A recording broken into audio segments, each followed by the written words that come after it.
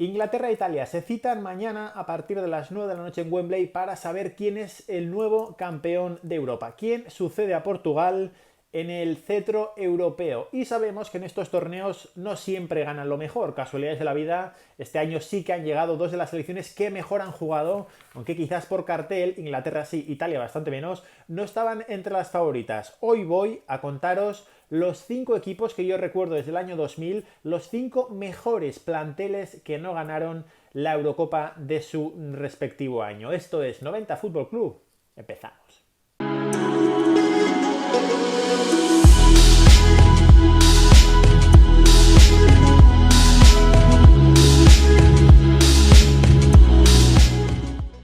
Lo primero de todo, voy a ir con 5 selecciones y os voy a poner 2 asteriscos porque hay 2 selecciones en este 2021 que por nombre creo que todos vamos a estar bastante de acuerdo en que deberían estar en esta lista. Voy a ir desde la Eurocopa del 2000 porque creo que alguna vez os hemos recordado que el primer torneo grande que recordamos es el Mundial del 98 y la Eurocopa del 96.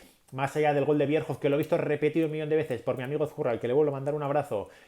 No recuerdo mucho de aquella Eurocopa. Sé que Gareth Southgate falló un penalti. De hecho, le puede volver lo que hace muchísimo tiempo le quitó, entre comillas, a su selección. Sé que España se eliminó precisamente frente a Inglaterra, pero tampoco tengo mucho recuerdo del Mundial del 98, sí, y sobre todo de la Eurocopa del 2000, con ese gol de David Trezeguet que le dio a Mundial, que le dio a Francia, perdón, el cetro europeo después del cetro mundial que había conseguido 2 años después. Pues después de aquella Eurocopa de Países Bajos y Bélgica en el 2000, llegó la de Portugal en 2004, la de Austria y Suiza 2008, Ucrania y Polonia 2012, la de Francia en 2016 y finalmente esta multisede 2020 que sabemos que no se va a repetir porque Ceferín ha recogido el cable. Ha dicho que no ha sido un éxito, que ha sido más que nada bastante injusto y que cree que en la siguiente Eurocopa no va a apostarse por este formato. Así que un aplauso enorme para Ceferín por admitir un error. No pasa nada, lo has intentado, no ha salido bien. Pues sí, recogemos cable y nos vamos para otro lado. Empezamos.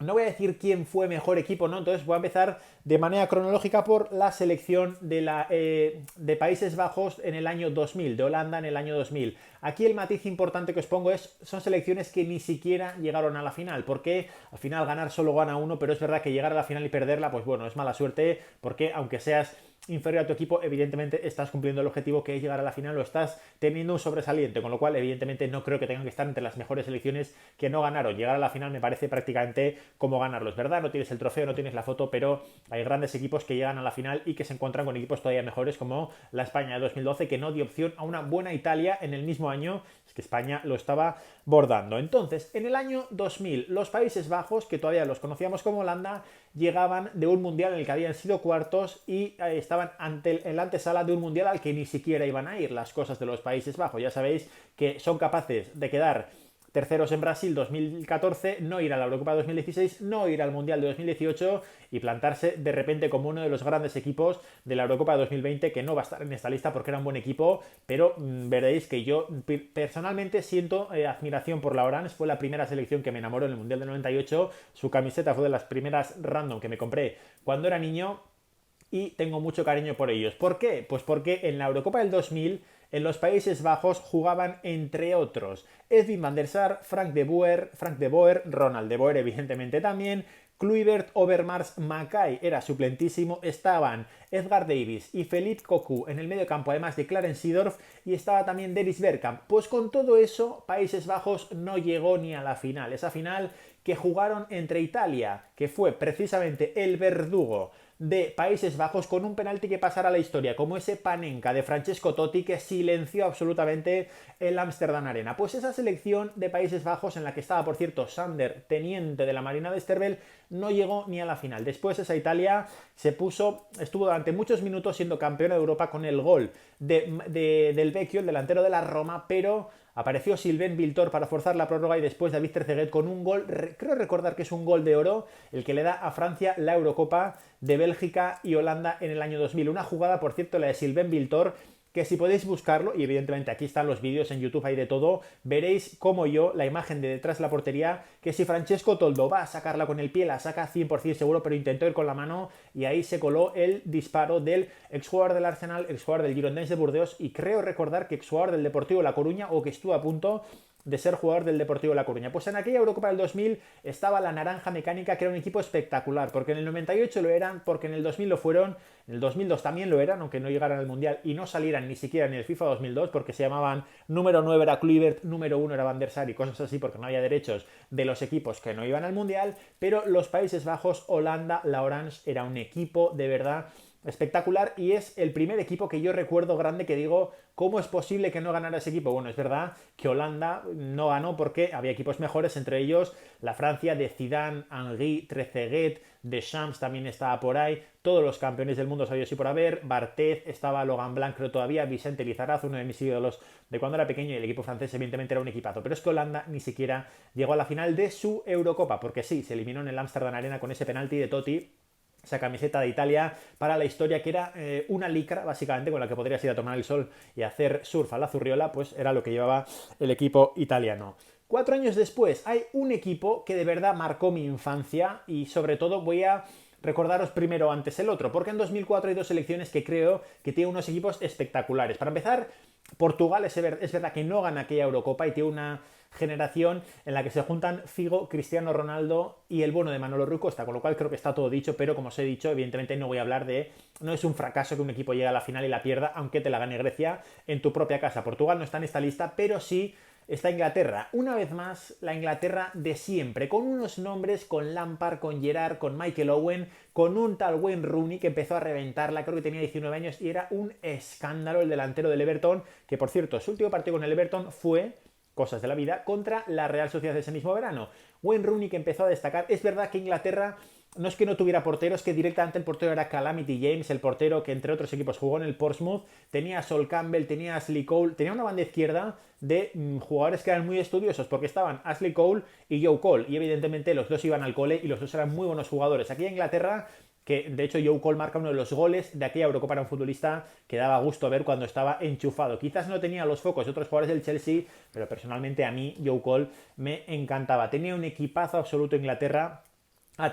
Perdón, es que tenía a David Beckham también en todo esto, que es evidentemente el que falló el penalti, que, bueno, he visto un millón de veces repetida esa tanda de penalti y evidentemente es el césped el que le juega una muy mala pasada a David Beckham frente a Portugal. Su penalti se fue fuera del campo prácticamente, pero después también falló un portugués por intentar pegarle arriba. Apareció Ashley Cole, vio que el punto penalti estaba intransitable y lo que dijo fue, mira, te lo voy a tirar por ahí abajo y ya te quedas más tranquilo, porque evidentemente no estaba para pegarle mucho mejor. En aquella tanda de penaltis emergió Ricardo, después fue portero del Real Betis, paró un penalti sin guantes, marcó el suyo y Portugal pasó a la siguiente ronda. Inglaterra, que había forzado creo que la prórroga en el último minuto, pues se tuvo que ir a su casa. De hecho, Manolo Rui Costa marca, por cierto, uno de los goles del campeonato también con un derechazo espectacular. Y sobre todo, hablar de la Eurocopa de 2008 es hablar de la República Checa. Vale, quizás no era el mejor plantel, no nos vamos a engañar, no lo era, pero la República Checa 8 años antes había llegado a una final de una Eurocopa y tenía un equipo todavía muchísimo mejor, porque tenía a un joven Peter Cech, tenía a Jan Kulowski, a Uffalusi,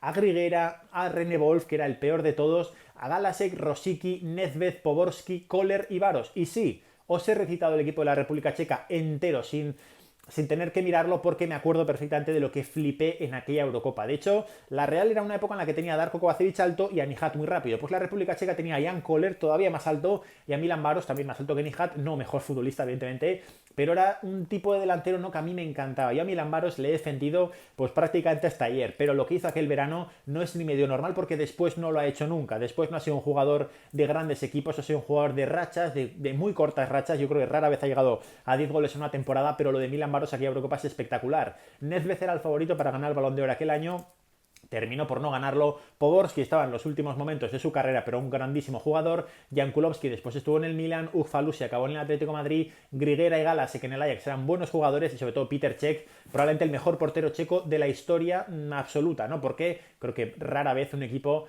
como la República Checa va a tener un portero que es top 3 del mundo, como fue Peter Cech durante muchos años en el Chelsea. Y tuvo mérito porque en el Rennes, me acuerdo que cuando anunciaron su fichaje, vi un reportaje, no sé si era Fiebre Maldini el día después o qué, pero Peter Cech cantaba bastante con el equipo francés, pero fue irse al Chelsea y se convirtió en uno de los mejores porteros del mundo. Y esta República Checa de verdad se fue fuera con ese gol de plata, que para los más jóvenes el gol de plata es una nefasta idea que tuvo la UEFA, que era, llegabas a la prórroga y si se marcaba un gol en la primera parte tenías hasta el descanso de la prórroga para igualar, si no, el partido se acababa y si se llegaba al 105 en empate se jugaba entonces sí la segunda parte y luego si hiciera falta se iría a los penaltis. Pues la República Checa se cargó la República Checa se fue a su casa, mejor dicho, frente a Grecia en semifinales con un gol de Traianos Delas, el central de Grecia, que evidentemente, y de la Roma, que no era mejor equipo que la República Checa, pero bueno, es que no siempre ganan los mejores y por eso nos encanta este deporte. Esos son los dos de 2004. Y hay un tercero también de este año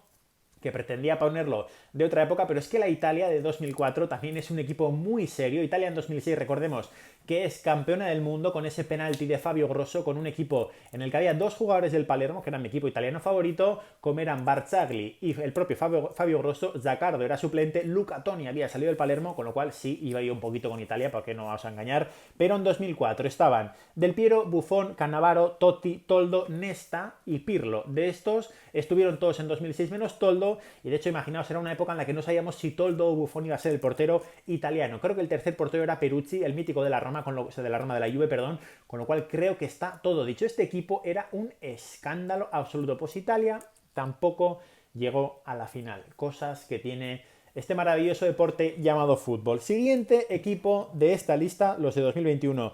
Los dejo para más adelante. Nos vamos hasta 2008 para la gran favorita. En 2008 hay una selección francesa que es espectacular, pero es la que viene de hacerlo muy bien en el Mundial 2006, pero claro, 2 años más, Lilian Thuram tiene 35, Thierry Henry no viene de un buen año, entonces bueno, dejo un poquito fuera a este equipo, pero no a los Países Bajos, porque sí, 8 años después se mantienen algunos de los mejores y se suman otros jóvenes que lo hicieron bastante bien en sus carreras. Entonces, Países Bajos, Holanda, se elimina frente a Rusia en la primera ronda eliminatoria y lo que tenían los naranjas en su equipo sonaba tal que así: Van der Sar, Eitinga, Van Bronckhorst, Robin Van Persie, Ruud van Nistelrooy, Sneijder, Robben, meto incluso a Dirk Kuyt en esta generación, Klaas-Jan Huntelaar y el último, que es Rafael van der Vaart. Un equipo espectacular, el de Países Bajos, que como ya os digo, fue eliminado por Andrei Arshavin, que además me acuerdo que yo pensé, si Rusia se carga a Holanda, España igual puede ganar la Eurocopa. Pues sí, Rusia se cargó a Holanda en una exhibición absoluta de Andrei Arshavin, porque el de 2008, recordemos,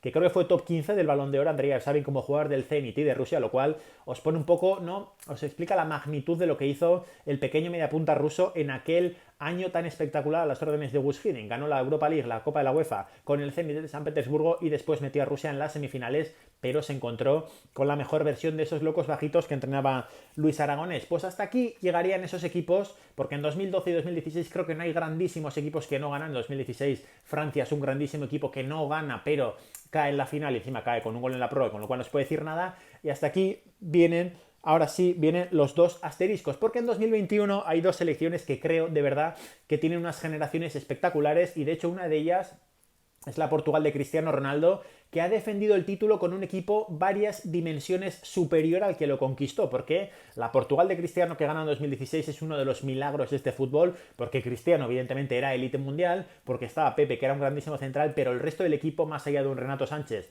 que nos flipó exactamente igual que este año. De hecho, el equipo era muy justito, no nos engañemos. Estaba Cédric Suárez, Rafael Guerreiro sí que demostró que era un grandísimo lateral, pero el resto de jugadores no, nos dejaba un poco frío. Estaba Moutinho, Eder es el que marca aquel gol, estaba Ricardo Quaresma como asocio de Cristiano Ronaldo. Pero mientras todos pensábamos algún día Cristiano tendrá buena generación, pues esa buena generación ha llegado, ha ganado la Nations League, pero no ha ganado la Eurocopa. En la lista de Portugal de este año tenemos, además de Cristiano, a Diogo Jota, a Bruno Fernández, a Andrés Silva, un jugador que casi ha metido 30 goles en Alemania, a Joao Félix, a Renato Sánchez una vez más, a Bernardo Silva, a Pepe o a Rafael Guerreiro. Es que me parece un equipo descomunal el que tenía Portugal. Quizás no era el entrenador más adecuado, pero claro, a ver cómo te cargas al tipo que te dio la Eurocopa hace 5 años. Pues igual con un estilo de juego un poco más atrevido habríamos disfrutado más con Portugal, pero se fueron a casa antes de tiempo. Tampoco tuvo ninguna suerte, porque caer en el grupo de la muerte, que luego encima de premio te toque jugar contra Bélgica, pues sí, es un marrón, porque es precisamente la otra selección de la que os quiero hablar. No voy a entrar en toda la lista, no voy a entrar en todo lo que tiene Bélgica, simplemente deciros, Adnan Januzaj se ha quedado fuera siendo buenísimo, y es un equipo que desde hace 8 años tiene a Thibaut Courtois, que es uno de los mejores porteros del mundo, a Kevin De Bruyne, que es uno de los mejores mediocampistas que yo he visto en mi vida, a Eden Hazard, que es un talento de los que sale uno en su generación, y evidentemente en Bélgica no van a salir muchos más, y 4 a Romelu Lukaku, uno de los mejores delanteros ya no solo de Europa, sino del mundo. Pues Bélgica con todo esto ha tocado su techo en unas semifinales de un mundial. Así que pensad lo que tuvo que hacer España para ganar 2 Eurocopas y un mundial en 5 años. Es la leche, en 4 años, perdón, es la leche lo que consiguió España, y ver caer a Bélgica una vez tras otra me pone un poco en la tesitura de qué heavy es lo que consiguió España. Porque esta generación de Bélgica tiene una defensa floja, vale, lo que queráis, pero es que hace 6 años esa defensa con Vertonghen, Vermaelen, Alderweireld y el que hiciera falta, daba igual quién era el otro, era una defensa top mundial. Y ahora se ha metido el Meunier y es un buen jugador. Está Witsel, está Den Donker, estaba Dennis Praet antes, está Tielemans, tiene un equipazo espectacular, los Red Devils de Bélgica con Roberto Martínez, pero no consiguen ganar. Y para mí era probablemente por cartel y creo que por nivel de jugadores, ¿no? Para la idea que creo que tenían, creo que era el equipo favorito, porque Inglaterra siempre tiene equipazos, porque la Premier siempre nos flipa y siempre tiene equipazos, pero siempre acababa pegándosela hasta precisamente ahora que está en la final. Bueno, lleva 3 años Inglaterra entre las semis del Mundial, que creo que con Gareth Southgate merecieron jugar la final, y está más que merecida final de que jugara mañana frente a Italia, que bueno, evidentemente del último vídeo ya os dije que Inglaterra llega a la final con polémica, pero es verdad que Inglaterra lo merecía. Inglaterra ha hecho un torneo espectacular y sobre todo